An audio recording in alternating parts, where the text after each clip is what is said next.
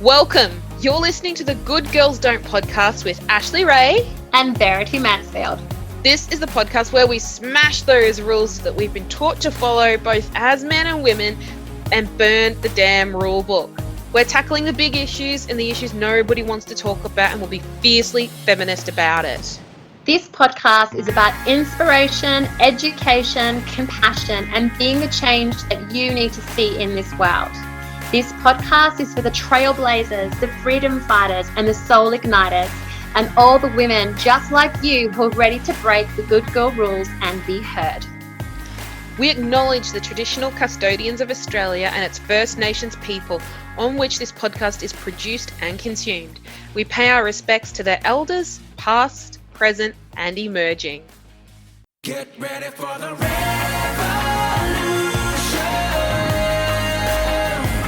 It's coming to you now. It's coming to you now. We're gonna sing an evolution. And they'll never bring us down. No, they'll never bring us down. Hey Verity, how you going? I am so excited for today. I know you are. We're both very excited for this particular episode because we both had a major fuck yes, we're bringing this person on moment when we had the light bulb. Big girl crush. I know. Didn't it feel like really good? Oh, we've had a crush on Jay Crisp Crow for quite a while. Yeah, she's just one magnificent human being. And it was just, like Ashley said, it was such a fuck yes for us to have Jay talk to us and share her stories and experiences.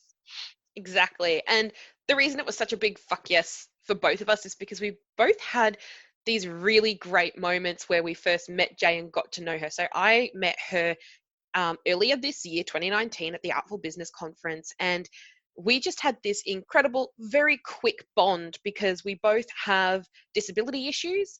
And it was incredible. Sometimes you go to these events and people are quite standoffish. They don't really want to get to know you. But Jay and I just had this incredible partnership where we ended up Ubering together all over Adelaide for 3 days. Yeah, that vulnerability of Jay and how she shares her stories is just so beautiful. And so many people fall in love with Jay for her business skills. I fell in love with Jay. Like, I respected her for all of her amazing business skills, and they are amazing. And I just fell in love with her from the absolute heart from knowing her personal story.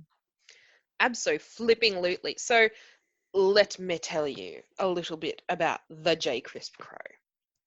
Jay juggles a family, a disability, and, well, previously a communications job that sucked the juice from her bones. We've all been there, right? Then she had firm words with herself, found her voice, which I think is so important, and took her own gig on the road. Jay now writes blow your hair back premium copy for brands, big and small, and she teaches women in business how to write copy that sells through coaching, consulting, and courses. She regularly presents in Perth and online on everything from staying away from safe copy to disability in business and being both fat and successful. Ooh, we're going to get into that. She co-founded I know it's going to be great. She co-founded a social enterprise with her queen ruler daughter, Ella. And in 2019, she launched her first podcast, So Crisp, which you can find in all of the good podcast apps. I listen, it's great. Some days she runs her business just as a middle finger to everybody who said she couldn't make a living writing or tells her she charges too much. Don't judge. Motivation's different for everyone. And this is why we love Jay. If you want to talk about breaking the good girl rules, Jay is one of, she's just absolutely brilliant. And some of the things that we talked about in this conversation coming up, was, the feeling of being terrified, totally terrified, and yet doing it anyway. Taking those risks because we know that the payoff is so much worth it. And I think one of the most beautiful things as well that, came up was this, wisdom from her teenage son. Why can't you be both fat and beautiful? So we're going to be talking a lot about body image and our self-worth and how it's tied, to about how our body image is tied to our self-worth and how that does impact us as business women. And stay tuned, because we're also going to talk about how our limitations can become our superpowers, whether it's a disability, a social status, or preconceived ideas about who we are. It's really powerful stuff. It's beautiful. You're going to love J. Crisp Crow.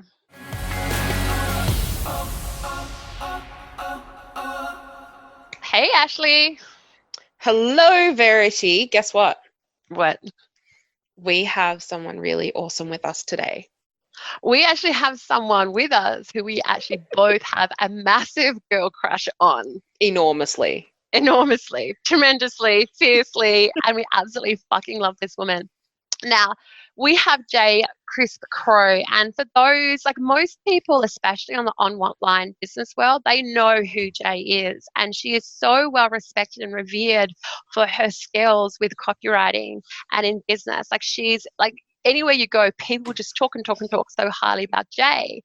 But I fell in love with Jay on a 6-hour car trip down to Denmark last year.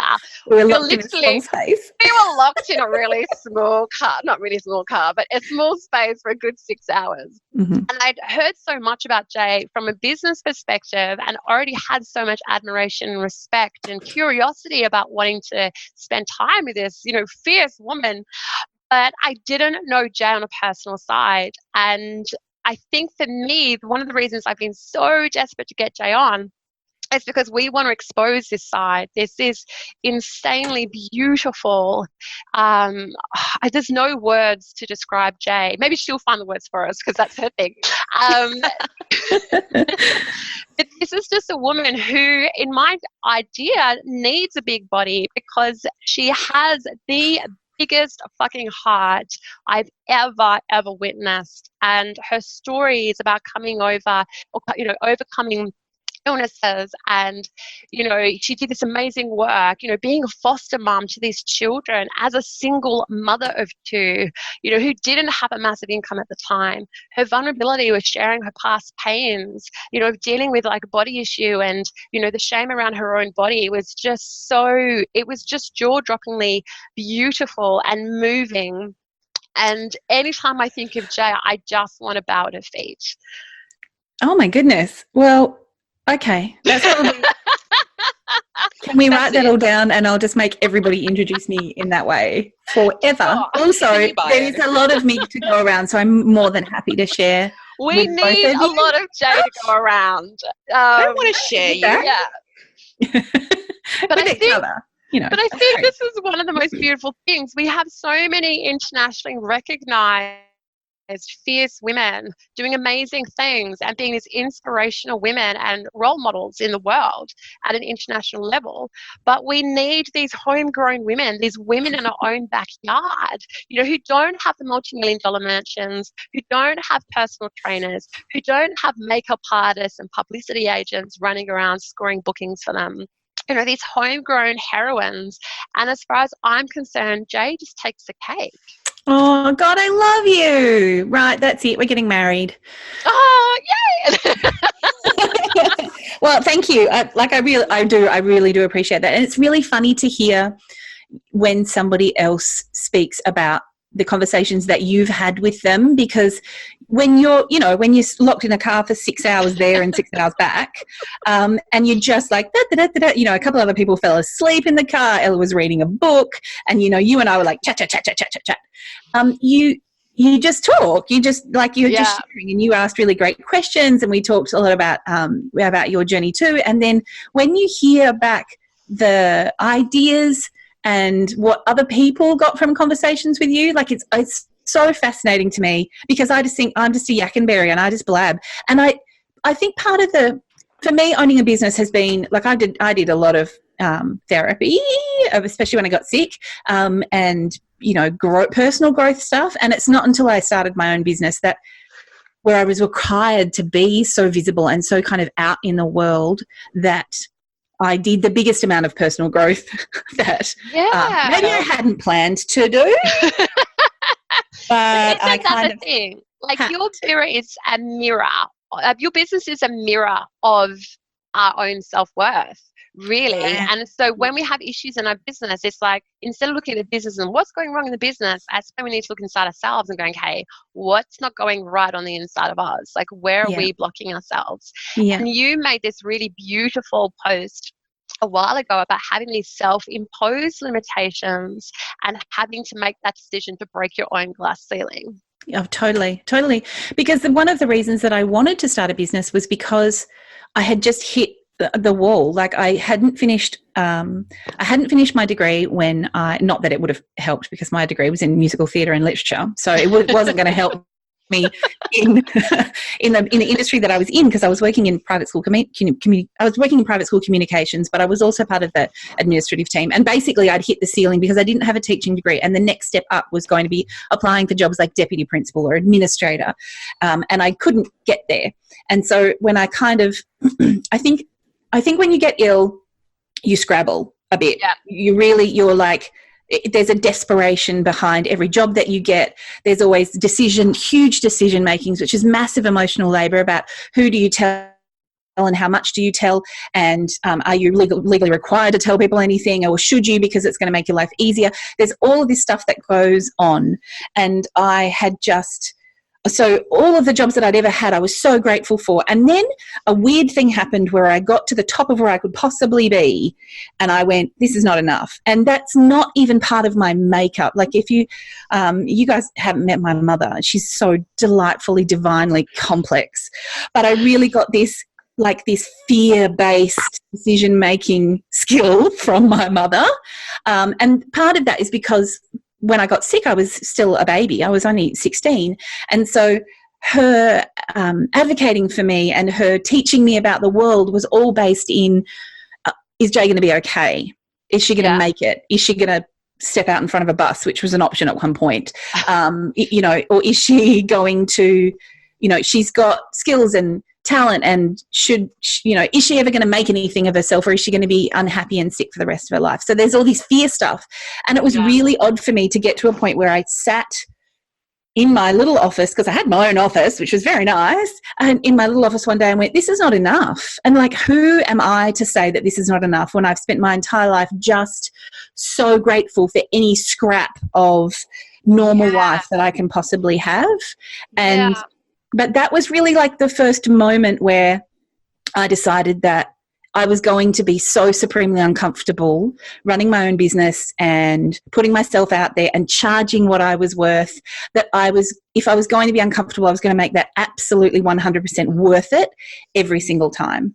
I love that. So the balance has to be, it's not balanced. I want it to be like heavy on the worth it side to make up for the stabs of, holy shit, this is really difficult. Yeah. Really hard. And it was like so then you think, well, if I create this life that I have total control over, that puts me in a spot of a lot of responsibility, which is kind of really tough. Total responsibility. And scary. And then you've got all these children and husbands and extendeds that rely on you to have your shit together. Yeah. So then what I found is, a couple of years into the business, I started imposing my own glass ceiling on myself, where I was like, well, I'm not no qualified. one's giving me one. I'll make my own. That's right. It's like you have to pay your own super, right? So I had to create my own glass ceiling. And I'm not this, so I can't be that. And like the first time that somebody asked me to speak, I was like, I better lose 20 kilos. Like, that was my first thought. Yeah. When I was put up for an award, I was like, I'm not going to enter this year because if I win, I'd have to go on stage and I'm too fat. And you know what? That's so fascinating, because I think it was in one of our last podcasts that, the conversation came up where I'd have women reading me out the blue saying, I've got to give a speech tomorrow for my business and I'm not pretty enough. I'm too ugly to be the face of my business. And that is heartbreaking to hear. Yeah. Yeah. I forget sometimes that other women have stuff like that. I remember having a conversation once with a woman who was trying to talk me out of having weight loss surgery, and she is just drop dead gorgeous, ex-model, dietitian, nutritionist, beautiful, beautiful. Everything about her is stunning. And I turned to her and I said, you can't know. Like, there is no way that you can know. And I really othered myself. I really had my little own, like, I'm the only one who's ever felt this way. And I said to her, like, fat is the only weakness that you can see from the outside. If I was an alcoholic or a drug addict, if I was because I'm a functioning fat person, right? Yeah. I still do all the things even though I'm fat. I just am acutely aware the entire time that I'm overweight. So that's always ticking on the back of my mind. But if I was any of the other things, if I had any other weakness, I would be able to cover that up. And I think that came into, too, when I got sick, my illness is really invisible unless you know what you're looking for, unless you like pick up the signs of the symptoms, and fluctuates on any given day. So some days I'm having like rip-roaring days where I'm like taking over the world, and then 2 weeks I'm working from bed after that day. Yeah. So that there was that. I remember having this conversation with you in the car about the day that Ella was studying Rosa Parks, and she asked about, this is more than a couple of years ago now, she asked about what passing was, and we were having a conversation about that because it was used in a text that she was studying. And she said to me, "Oh, that's what you do." And I was like, what do you mean? Like, I'm unfortunately the whitest white girl of all white bread. And she was like, "No, you just go through the world and nobody guesses that there's anything wrong with you." And I was like, "Oh, is that what I'm doing?" Like, I didn't do it on purpose. Yeah. It's just that it was much safer for me to manage the perception of everybody else in my world, and it was easier for me to pretend that there was nothing wrong with me a majority of the time. A, because then you're not discriminated against because you're disabled. Yeah. And B, because I'm not disabled enough visually for a lot of people to not have to then answer questions about, well, oh, how does that work? Well, you look perfectly fine. The amount of times that I've heard, "Oh, you don't look that sick." If I had $1 for every time, like, I would be in the Maldives right now, not having. When I reminds me of a story, when I used to waitress years and years ago, and the owner of the restaurant, who was a very wealthy man, we had disabled parking out front of the restaurant, and that's where he always parked. You know, he's like top-notch Mercedes. And one day this car pulled up, and this guy hopped out of his own flashy car, and my boss was outside, and he said, "Oh, what are you doing, mate, parking? It's a disabled car park." And the guy said, "Yeah, I'm disabled." And my boss said, "Well, you look perfectly fine, mate. Like, take your car and fuck off." And this guy reached down, took his leg off, held his leg up in the air, and went, "I'm fucking disabled." And he obviously came in, and I'm not sure if he got a free meal, but I know he was very, very well looked after. But It does challenge this idea that we have, where we visually assess people, and we don't really ask the deep questions. We don't, we're so quick to judge. Yeah. And I think as well, in that terms of having an illness or a disability, it can play into those good girl rules as well, where we don't want to be a burden on somebody else. No, and I was so ashamed that I would be perceived as a burden on our society. Shame is probably one of the biggest things that I have to deal with in talking about it, because, and sometimes I find myself justifying that, because I'm saying, like, "Oh, you know what, last BAS I paid as much as Centrelink paid me to live when I was living on the pension a couple of years ago." And like, the feeling that I need to justify my existence, and that, don't worry, I'm paying Australia back, is complex and interesting. Yeah. And sometimes I think, why do you do that, Jay? Like, I know that I was lucky enough. I say this all the time. It's luck of the draw that I was fortunate enough to be born in a country where my life was rip-roaring, and I was on this trajectory to success, and I did everything right until I kissed a boy and got sick. And I was only lucky enough to be born in Australia, where we had a welfare system that would look after me until I could look after myself again. I know that that's just a purely fortunate thing, and that people in other countries don't have that, or have to fight a lot harder to get it. And I even know that there's Australians that fight a lot harder to get the recognition that they need from the government to be able to access the services that they need just to survive. Yeah. So I know that I am one of the luckiest unlucky people. I get that. So where do you think that shame comes from? Oh my goodness. Oh, from the society that we live in that thinks that they can look at somebody and gauge everything about them from that first glance. And you know what I ended up being diagnosed with was something that people in my extended family didn't even believe was a thing.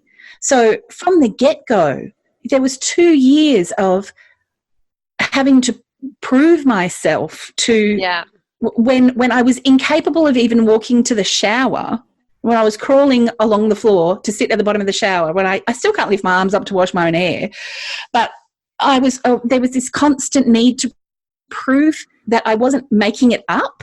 And who would take their 16-year-old life? I was a cheerleader for the state team. I sang all over the country. I'd been toured all over the world in theatre companies. Like, I was an A-grade student. I was living my best life. I was hot, I was cute, and I was smart, and I had everything that I wanted. No one in that situation would ever put a bomb in their life and watch it explode for fun. Yeah, and I guess that's the thing, isn't it? Like, we have this perception as women of creating this perfect image or having this perfect image, and that becomes a sign of our self-worth. And, you know, and then what happens when that perfect image crumbles? Like, what happens? Because, like, none of us are perfect, and anyone who seems to have a perfect image, I'm just calling bullshit on that, because we all have stuff that goes on underneath. We all have insecurities. We all have things that we're trying to battle with. You know, we all sort of go through moments of anxiety, depression, you know, worthlessness, questioning ourselves, self-doubt, criticism, you know, illnesses, disabilities. Like, everyone, there's so much, you know, that goes on within everyone. And yet we somehow still are sucked into, you know, thanks Instagram, for this idea that we have to look visually, you know, successful or visually perfect. Yeah. And I think those of us that have, we know that we have stuff, and so we buy into that, trying even harder. Like, I would have never gone to work without like a full face of makeup and the nicest clothes on, because I always had to feel like that I was battling against this double whammy of being fat and having a disability, and so therefore I had to be more and better than everyone else. And I think you know, that's all the research and all the people that I've ever connected with who have autoimmune disorders like the one that I have, a lot of them are overachievers, and I think that it drives us insane, because I know that I am an overachiever, an overachieving brain in an underachiever's body. Like, I know that it drives me crackers that there are so many things that I want to do, and that having to learn how to self-manage the expectations of myself has been really difficult, whilst also managing, everything's fine, everything's perfect, I'm so wonderful, you can still employ me, you can trust me. All of that to the outside world is exhausting. It is exhausting, because you want to be everything. And then, like, I've got an autoimmune disease, and the times when the fatigue just sets in, and sometimes it takes me by surprise, and I'll be like, I don't get why I'm so tired all of a sudden, and I want to crawl into bed for 2 days. And then I'll be, you know, thinking about it all day, and then I'm like, oh shit, that's right, there's an autoimmune disease going on. And it's like, how did I forget that? And I've got to take injections every fortnight to manage that. But it's you know, it's not like you can really forget about it, but sometimes I do forget about it. And then you get those limitations, the physical limitations, and it's so frustrating, because you're so hungry for so much. But I think the limitations and feeling those frustrations of limitations in our lives also fuel us to be hungry. I totally agree. I absolutely agree. Work off that, I'm not very good at boundaries. I'm an overachiever, and I'm an overgiver, and so boundaries is something that I really struggle with for my, you know, entire life. So I find it really hard to say no to people. I find it really hard to stick up for myself. So if somebody takes a pot shot at me, like in the old days, I remember there were a couple of times where I was like, that's it, I'm not going to be in business anymore. That's too scary. Big, nasty women are having a go at me, and so I'm shutting my business down. But the blessing, and I hate that word, it's so wank. I'm so sorry for anybody who just rolled their eyes when I said that. But you know what? The upside of having a shitstorm for a body is that it gives you pre-created boundaries that you have to stick to. So Yes. why not? And that's that spoon theory. Like I had a one-to-one coaching session with somebody, a copywriter the other day, who was like, how do you do all this in 21 hours a week? And I was like, this is what your illness gives you. You've got 21 hours a week. You can't afford to muck around for 19 of those hours because you've got a spare 40. You have to charge what you're worth. You have to say no to things. You have to. Like, these are the things that other businesswomen who have fully functioning bodies have to learn the hard way. You get a pre-inbuilt set of ironclad boundaries where if you muck it up, you're a wreck for the next 2 weeks or a month or a year. And so therefore you can't. You have to stick. You have to bet on yourself, and you have to stick up for yourself, and you have to say no to things, and you have to say yes to the right things. And so sometimes the things that I'm desperately afraid of and that scare the absolute living shit out of me are also the things that, because I've learned to manage this illness, I've going to say yes to, and then I'm going to make it work. And so there's no sparkly rainbow inspiration unicorns. No, there's none of that. It's like, dig my heels in and make it work. And fuck you to all the people that said that I couldn't.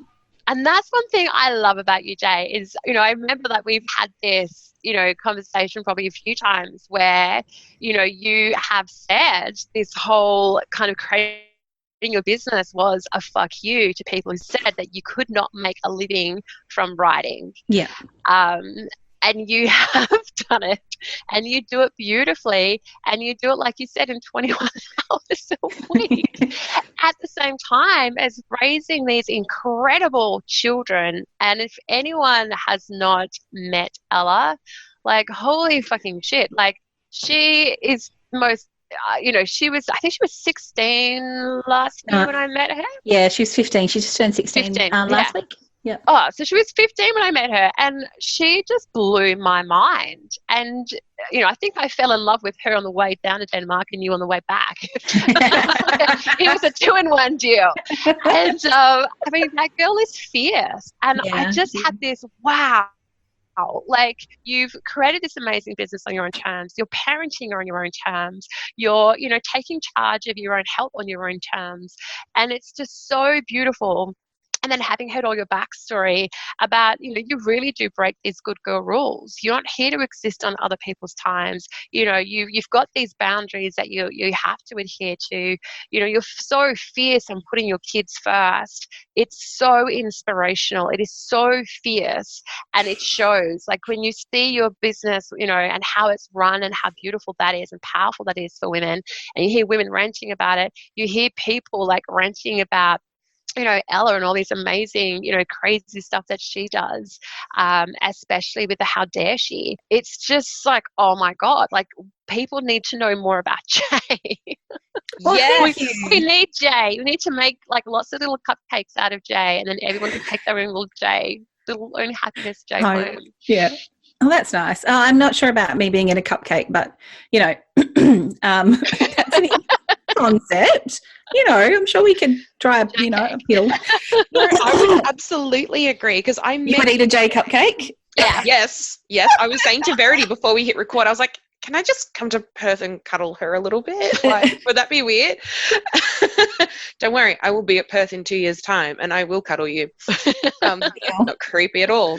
I was going to say, like, I've had a really similar experience to you, Verity, with meeting Jay, because Jay, we met in person at Artful Business Conference earlier this year, and prior to that, I'd seen you online, and I'd sort of watched your journey, and it was incredible to see, but like, I had no idea who you were and what you were like in person, and it was amazing to get to know you and a little bit about your story. And we buddied up because we're like two tired ladies at a conference.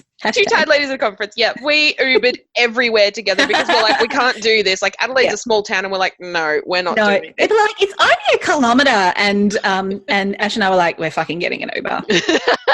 And fuck you all for having judgment. $7 well spent. It really was. Honestly, if it wasn't for those Ubers, I would not have been at the actual. Yeah, I wouldn't have gone for any of the dinners or anything. Like, it was amazing. And what was incredible was hearing your story and getting to know you and actually being like, oh my God, someone else here is like in a similar boat to me. And that, for me, broke down another layer of shame around invisible disability. Yes. And I think that's the reason, isn't that the reason that you tell the story? Because I just spent, 35 odd years keeping it a total secret from anybody that didn't need to know. And then I remember the very first time that I ever kind of spoke about it on a panel that I was on, it was like my inbox lit up on fire. Yeah. And I realized that we all just live in our scared little bubbles of, oh, please don't notice that there's something going on here. And the minute that you pop your own bubble, everyone's like, oh, I don't need my bubble neither. Like, let me tell you my entire life story, which I kind of love. And then I just think it's the biggest fear for a business owner, I think, and this is something that the very first time that I spoke about it on a podcast, and I sent the link to one of my very, very closest friends who's not in business, and said to her, what do you think? And she was terrified for me, and she just came back straight away after listening to it and said, Jay, you can't promote this. No one will hire you. And I was like, oh God, I've made the worst decision. Like, I'm going to have to go into like brand management overhaul. I probably need a PR lady. And then I kind of sat with it, and I didn't promote it for about a year. The poor woman who interviewed me was probably like, oh, why didn't she like it? And then I talked about it on the panel, and all this stuff happened, and I was like, oh, I know, and my 5 years worth of clients would probably be able to back me up. There is not one time that my businessing has been impacted by my health. There is not one time that a client has had a not fabulous experience with me because that I have been unwell. There is no way, because of who I am, and because I have a lifetime of managing this, and because I'm an over-deliverer, there is no way that I would ever let this impact on client work. But that's the biggest fear for businesswomen, right? Is that if you tell somebody that you have depression, or if you tell somebody that you have a disabled child, or if you tell somebody that you're currently getting a divorce and your life is a mess, that of course the client base instantly thinks, what does that mean for me? Because that's their job, is to think, what does this mean for me? And I hate that we're all stuck in our little bubbles because of that fear. I want us to be able to go, actually, this is a pro for you. I've got all kinds of research that will show you that women who have disabilities have less sick days than regular bodied women if they're in the workforce. And I think that that's the truth. When you hire me, I'm not sympathetic in the least, but I have massive, deep empathy for what is going on in your world. And that allows me to see through all the bullshit that you think you want to write and dig out those words that you really mean, and then encourage you to be your own foghorn with the stuff that you actually want to say in the world. And that all comes from this shitstorm of a journey that I've had to deal with. Yeah, it's so true. And do you know what's really interesting was I had this conversation yesterday about single mothers and how single mothers are so petrified to go to a job and say, I'm a single parent, because they're automatically, like so many women that went, yeah, I didn't get the job because I was a single mother. The minute they heard single mother, they closed the book. The minute I said I was a single mother, they gave me that look. Yeah. They told me because I was a single mother, they couldn't hire me. Like they've literally been told verbally, we can't hire you because you're a single parent. You're a mother, sorry, because a lot of single dads seem to get hired really easily. Because no one asked who would ask that question in an interview? Your children, yeah. And so, these single mothers, about the shame about being a single mother. And it was amazing. I think it was Westpac did a research, and they found that the hardest workers in their organisation were single mothers. The ones who took the least sick leave, the least annual leave, were single mothers. And they, from that decision, decided they needed to create a creche to help support the most dedicated, loyal, long-lasting employees that they had. And those good on you, Westpac. So it's really amazing. I hope it's Westpac, but it's really amazing. It was one of the big banks, but it's really amazing to see that we have these stories of shame around the things that we feel limited by, whether it is a disability, whether it's a disease, whether, it's a short-term, long-term illness, whether it's a social our social status of whatever that is, you know, being a single mother or whatever, you know, being, you know, a plus size, not feeling pretty enough, but all these limitations that we choose to say, okay, I'm going to take that limitation and I'll take that limitation. It's all bullshit. And, you know, and like, a lot of the time yes, society tells us those stories, but then we're choosing to pick it up. choose to pick them up. Yeah. So it is a much harder process to choose to leave them behind. To leave them, Or to flip them on their head and go, like, have you ever met a more organised person than a single mother? Because I haven't. Or that knows how to prioritise shit. Like, there is stuff that is not important and I do not need to deal with that today, and so I'm just dealing with this. Like, yeah. And I used to work in both the long-term jobs that I had. I was part of the recruitment team, and I heard that again and again and again from just my male bosses, not the people that were ahead of me that were women or mothers, but from just my male bosses is like, oh, you know, I'm not 100% sure we want her because she's, you know, she's quite young and she's just gotten married, and what if she has a baby? Like, what? Yes, I hear that all the time. Really? Yeah. And when we used to discuss hiring we give her maternity leave and then we hope that she bloody comes back and does a good job. Like, that's what you do. And these are at schools. Oh, my God, what if she has a child? We enroll it. Money. Becomes a client. Yeah, that's right. Double whammy then. God forbid. How awful. But it's so true. I went this morning, actually took my, you know, being a single mother, I went and took my kids to school, and my youngest one, I looked at her and I was like, oh my God, she looks homeless. Like, her uniform's a mess. I don't even know what stains are on her uniform. And, you know, it's not a priority of mine doing the laundry every single day. And because I've got more important shit to do. And I was having this really interesting conversation this morning, and it was like, you know, about Lila's appearance. And I said to her, yeah, but does she perform fine at school? Yeah, she does. Is she a great student? Yep, she does. Does she, you know, contribute to the classroom? Oh, amazingly. Always thinks outside the box, challenges the other students to think differently. Brilliant. You know, she has a really great healthy lunch in her bag. Yep. And it was like, what more do you possibly want from her? And why does the stains on her uniform cause such a massive problem for you? Yeah. And also, if she was a boy, oh, well, then we'd understand. I was like, what? Yeah, so because she's a girl, she needs to look perfect for you. But if she was a boy, you'd be okay with her slightly disheveled, dirty uniform, and you'd understand. Like, we have these batshit crazy ideas, and it's, you know, like you said, when you have less time, when you have these certain limitations, they can actually work for you in terms of you prioritize better. You don't put up with so much bullshit. You're happier to say no, or you're forced to say no. Yeah. You know, you get your priorities and your focus like so on point. You know, and what's that comment or that famous quote about if you need something done promptly, give it to a woman, you know, or a busy woman or a single mother or something like that, because they'll just get the shit done. Yeah. We may overanalyze it, overthink about it, replay the entire conversations and stress about it for the entire night rest afterwards. Of the day. Yeah. And then talk about it on a podcast. Yeah.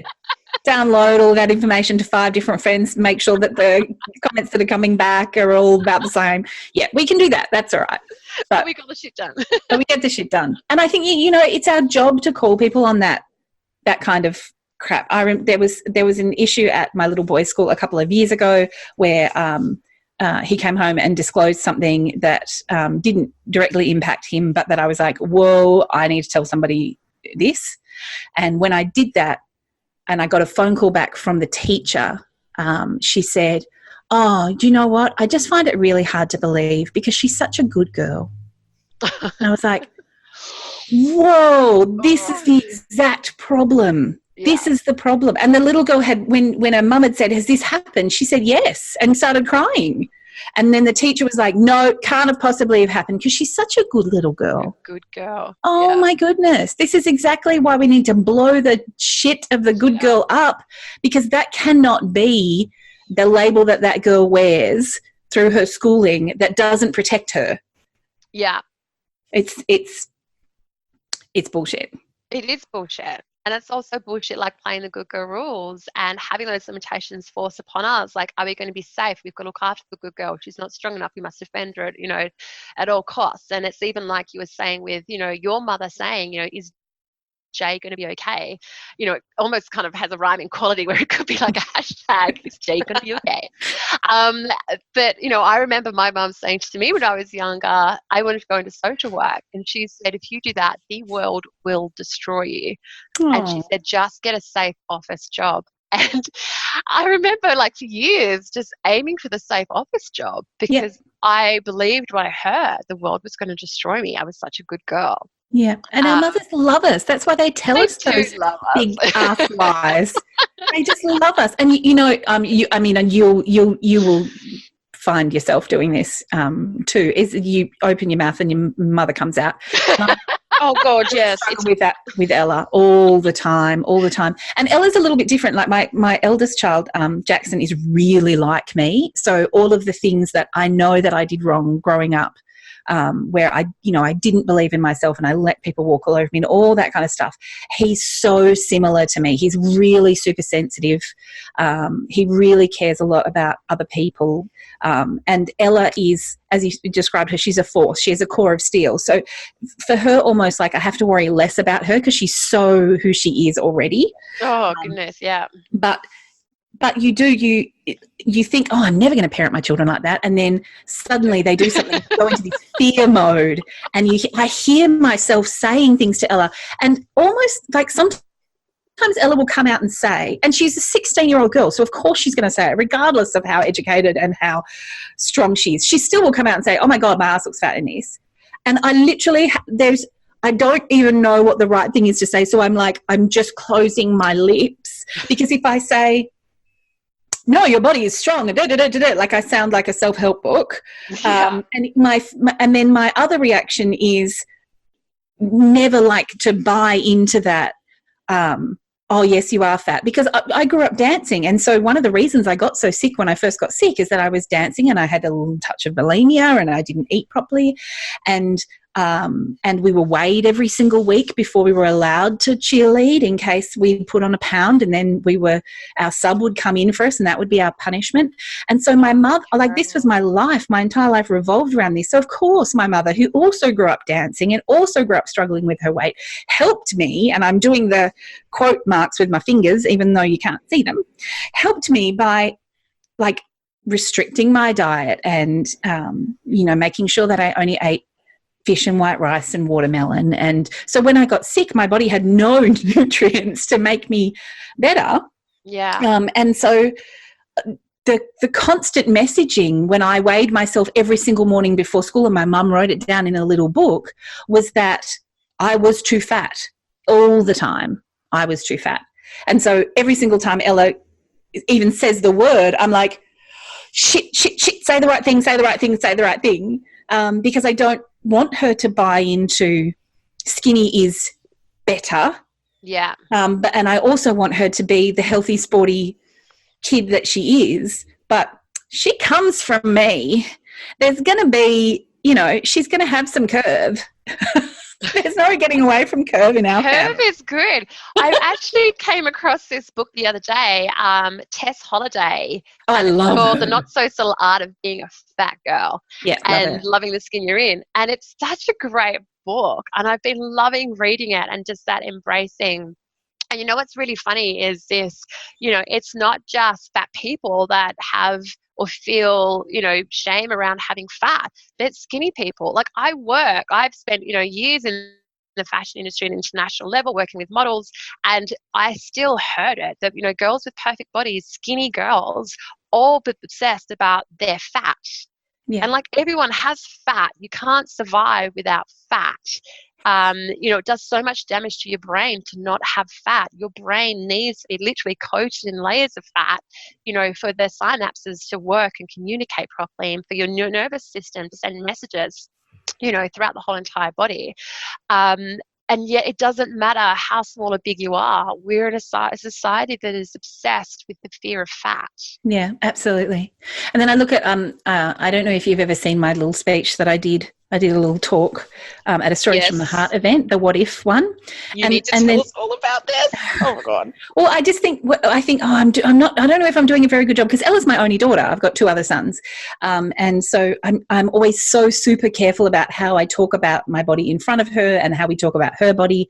And then I think sometimes, you know, you get this glimmer of that you've done it right, because it was my son when I was standing in front of my double door fridge that's got mirrors on the outside.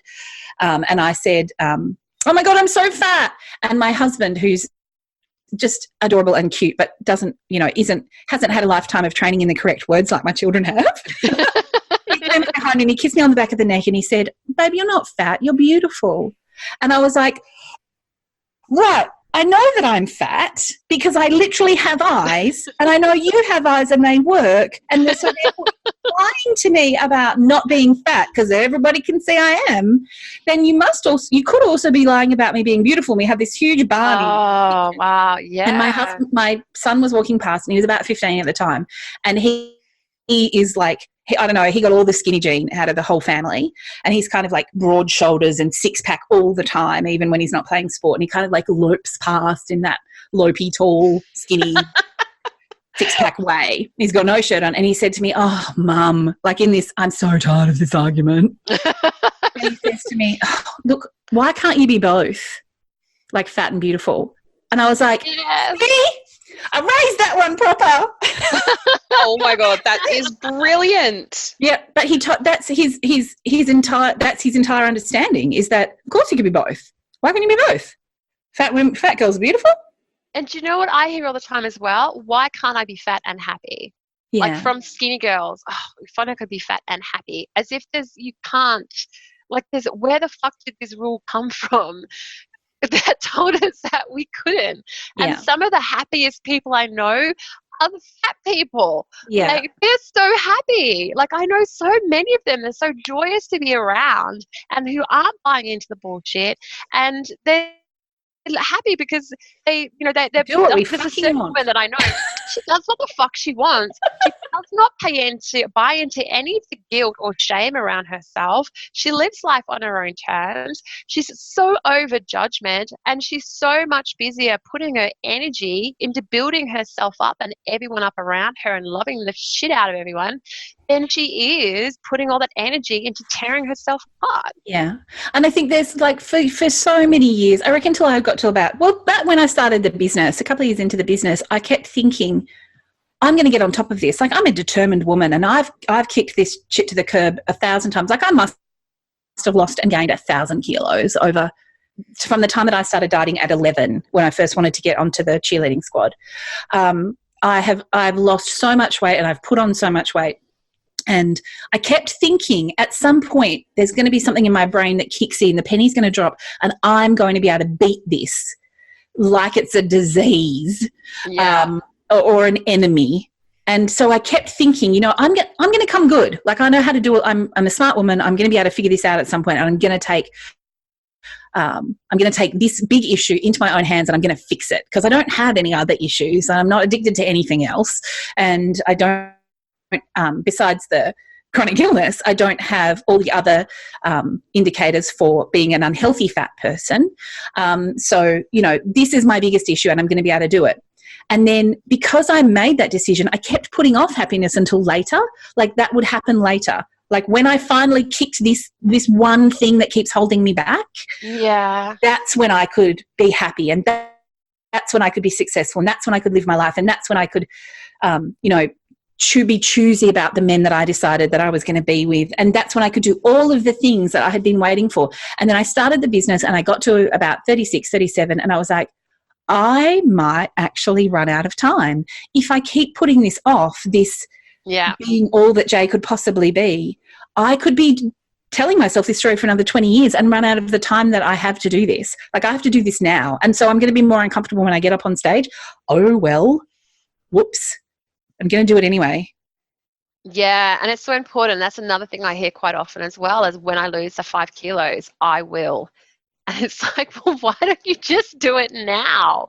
Like, where does it come from, this concept that we have where our self-worth is just tied to our body.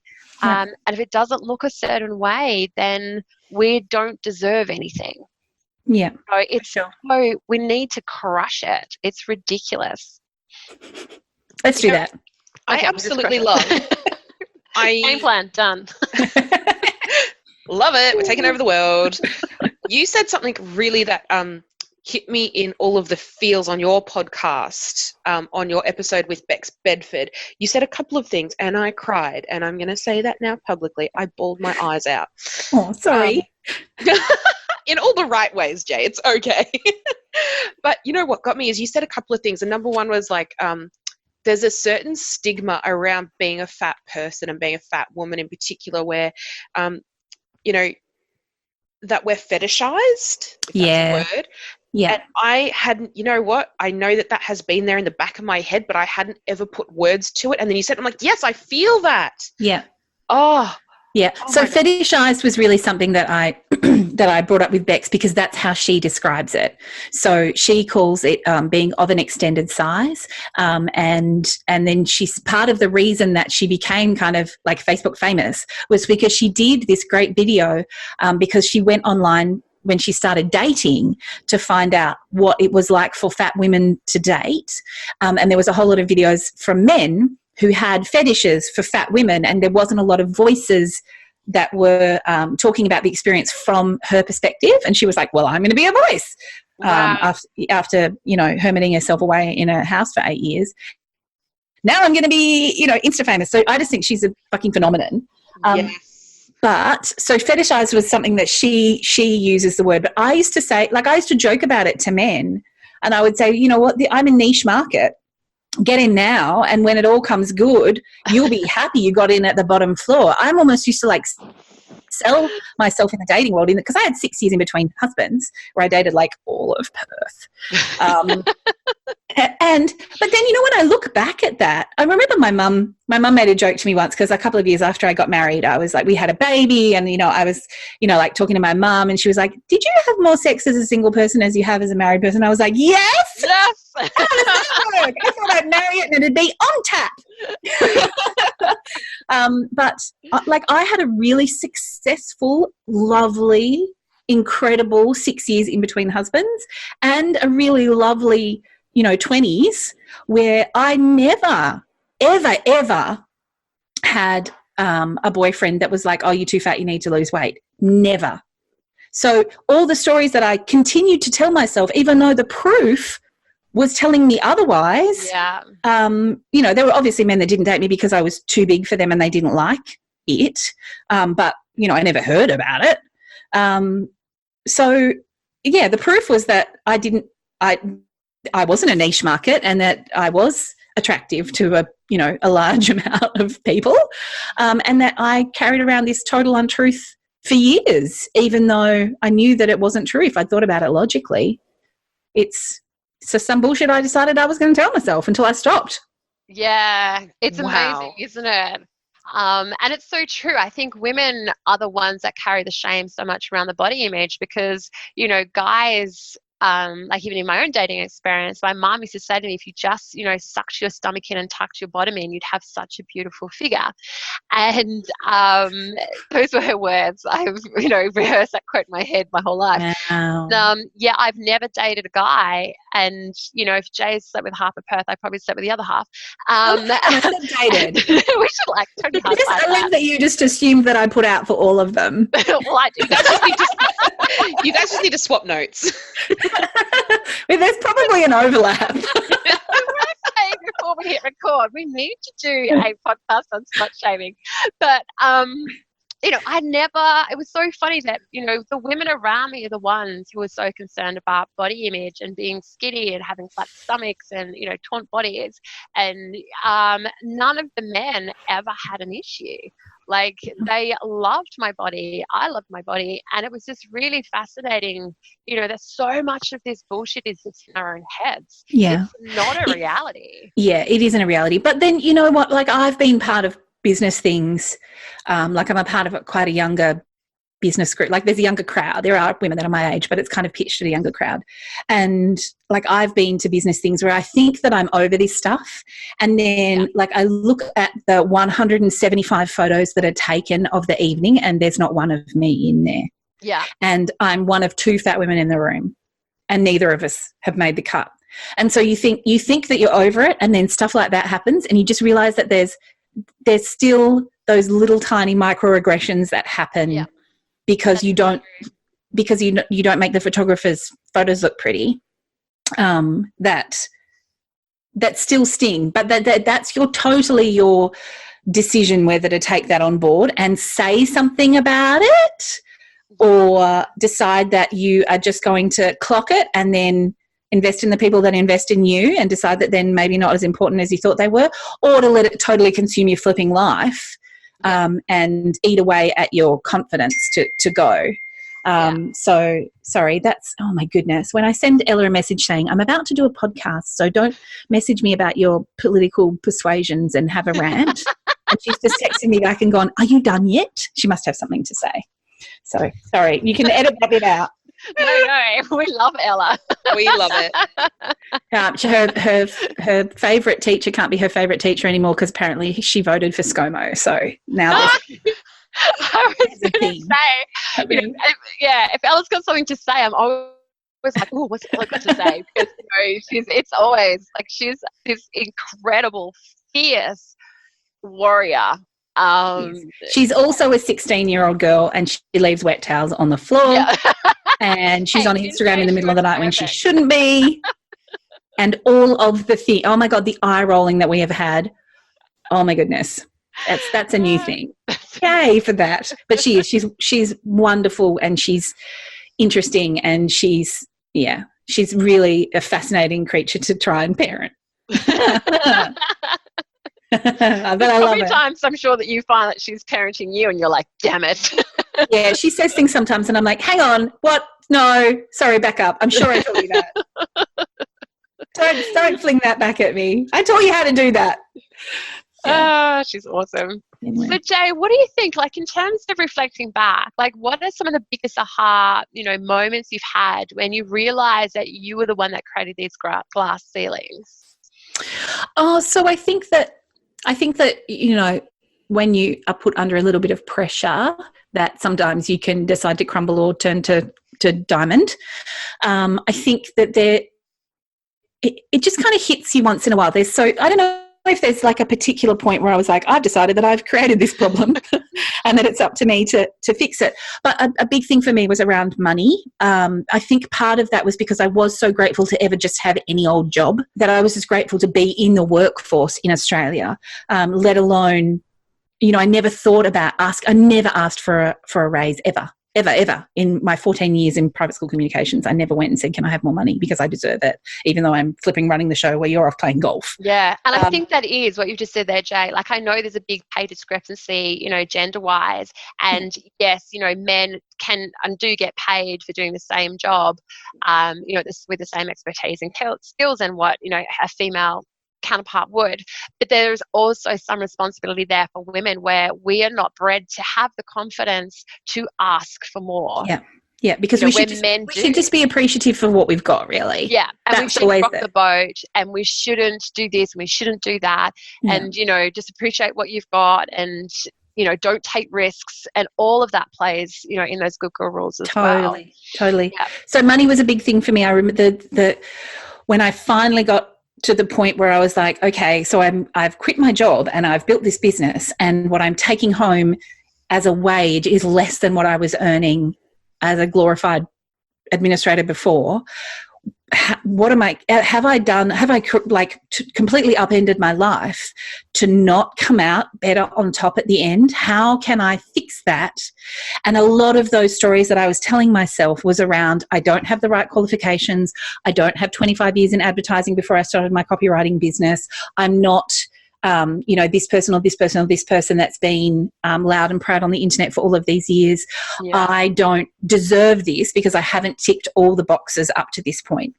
And a lot of that process to get from that terrified point to charging out at an hourly rate that is still fairly astronomical in comparison to what other Australian copywriters charge, but not astronomical in comparison to what copywriters charge overseas, which was also an important part of the process, was just feeling totally terrified and doing it anyway. And really almost like, my brain doesn't necessarily work this way because it's more of a creative brain than an engineering brain, but really reverse engineering, what do I give people? What is that worth to them?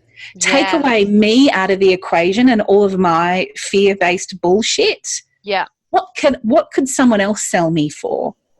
Oh my goodness, that's way more than I'm charging. So really for me, the first glass ceiling that I really had to get my shoulder into was the money one. I'm not as qualified as other people in my industry who aren't doing as well as me. Oops, sorry. I'm not as pretty. I'm not as young. I don't have a book. I don't have 25 years in advertising. I do have 2 decades grassroots turning $0 budgets into amazing advertising campaigns for teeny tiny little schools. I do deliver something that my clients say they don't get from anyone else that they've ever used in their past 10, 15, 20 years of business. Yeah. So why am I not capitalizing on that and using that money to change my life, and also to give me a little bit of a buffer so that I can go and do all the things that normally a woman like me who only has 21 hours a week can't do, like start things like How Dare She, like start my own podcast, like talk to you guys, like go and speak at events, like have scholarships. So that was the first big thing. And a lot of that process was about taking me and my fear out of the equation and thinking about it in a really analytical way. What do I give people and what is it worth? Why am I charging that? Who the heck ever said that I couldn't do that? And who are they? And do I want to listen to them anyway? No. Sorry. No longer on my radar. You're not welcome in my head no more. That's amazing, Jay. That's honestly incredible, and I think I'm going to go away and do exactly that. But I do a lot of work. I'll do a lot of talking about that to people, because obviously now I have copywriters that come to me and we do some one-on-one coaching about like how to brand yourself and how to attract clients like that.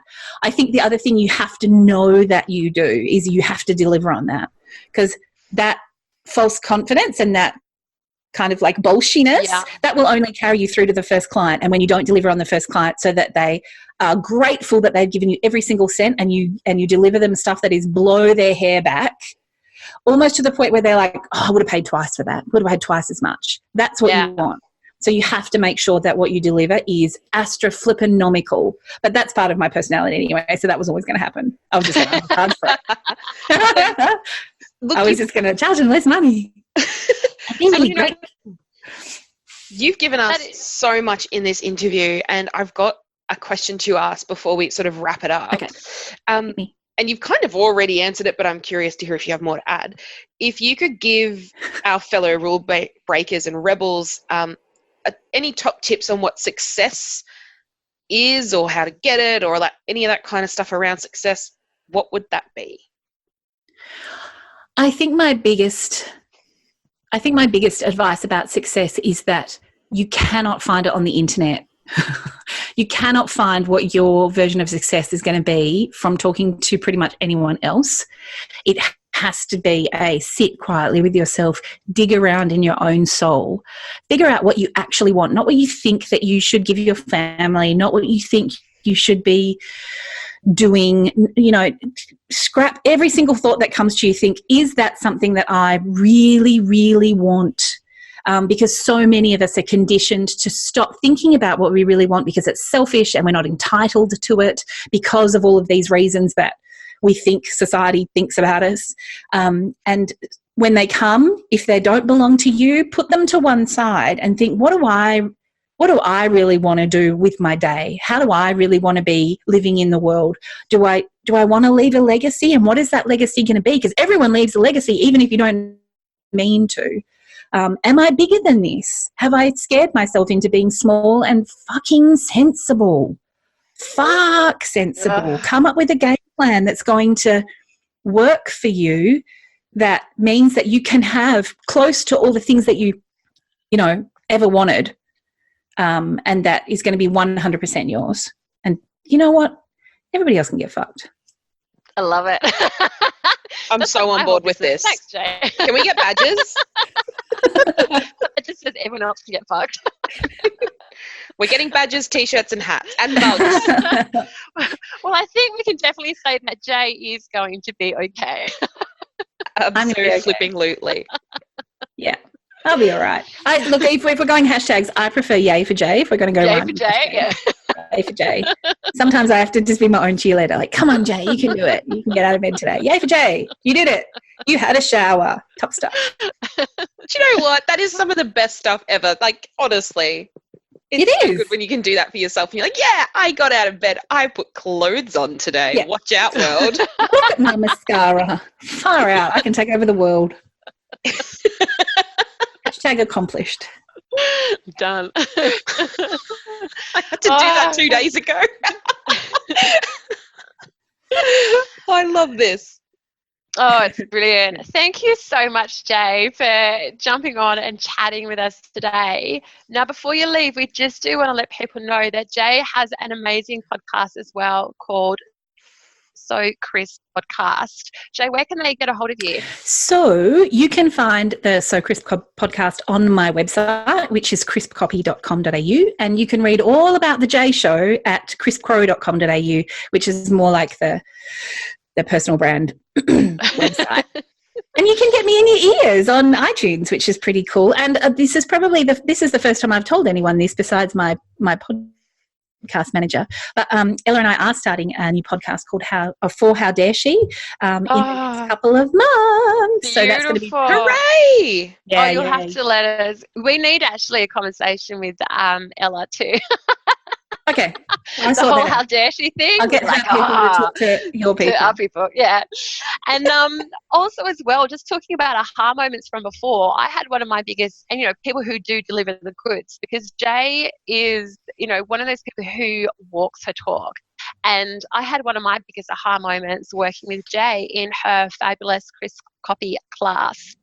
That you present. How many times a year did you do that? So it was 3 times this year, and the next round's going to be early 2020. And it's funny you talk about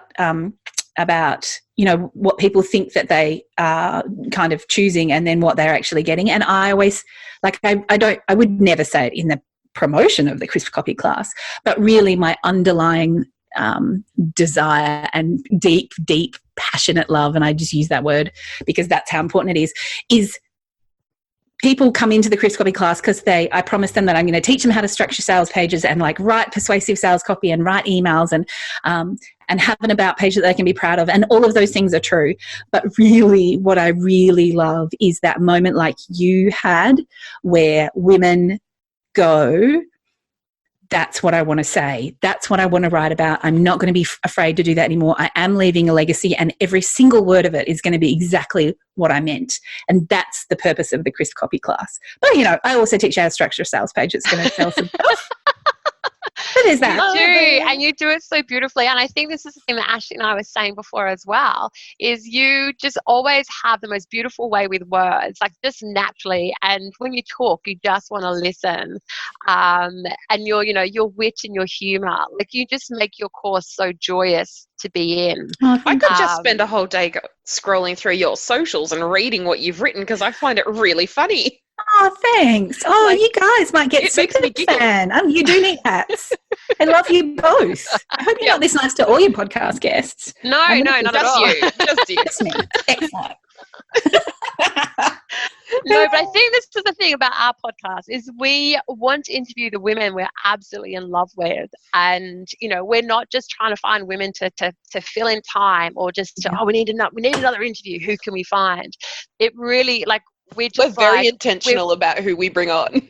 We are, but we're just really honored. Everyone has to be a fuck yes for us. It's got to be a fuck yes, Jay, I love her. Yeah. And that's how we should live our lives, right? I mean, this is the whole purpose of this podcast. If it's not a fuck yes, don't do it. Don't. You got 21 hours. Pretend you got 21 hours. So it's got to be a fuck yes for life. It has to be. Yeah, well, I'm really honoured. Thank you so very, very much. As you know, when you first sent me the Please Say Yes email, I was like, I don't think I'm clever enough. And I really appreciate that you think that I have anything to say to We anybody don't that's going to think, help. we know, because I spent a good 12 hours looking at with you. And the funniest part was, this is how engaging the conversation was. Like, one of the ladies had fallen asleep. Your daughter was reading a book in the front seat with you. I was sitting behind Jay, which meant I had to almost twist my spine to kind of stuff my face. If I could have sat on Jay's lap while she was driving, I would have. But I ended up at the chiropractor for about 2 months after that. I'm so sorry. I had screwed my spine up from Having the best conversations. physical, just like wanting to be so engaged in this conversation. Like, I just couldn't. It was just brilliant. That was an amazing weekend. It really was. And if you ever have the chance of, meeting Jay, of having coffee with Jay, I know Jay. Getting locked in a car. Getting locked in a car with Jay for 6 hours. Like, hopefully you're going somewhere, you're not just still in the car for 6 hours. It wouldn't matter anyway because Jay's there. But, if you ever have the chance to meet Jay, and Jay, don't you host some little get-togethers as well? I'm not very good at event management, so sometimes I go to things, and if I can't find something I like doing, I just make up my own. Yeah, which is brilliant. So if you see Jay, or you hear about Jay's little catch-ups, and like, if there's just any opportunity to find Jay and have a conversation with her, have a conversation with her. Like, you will fall so madly in love with this woman.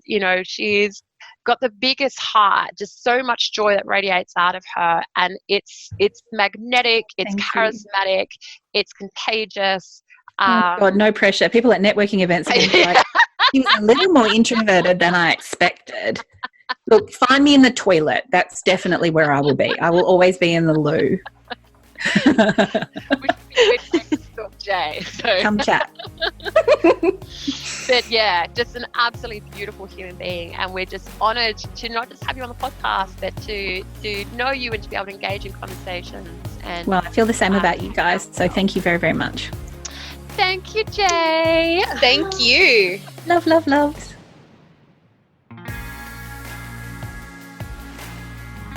Hey, if you want to continue this conversation, head over to our Facebook page and be part of the revolution. You can find us at Good Girls Don't Podcast on Facebook. Please note, we cannot create change alone. Your support, likes, comments, shares, and iTunes reviews help us to give a voice to the insanely inspirational women and the controversial issues that we discuss.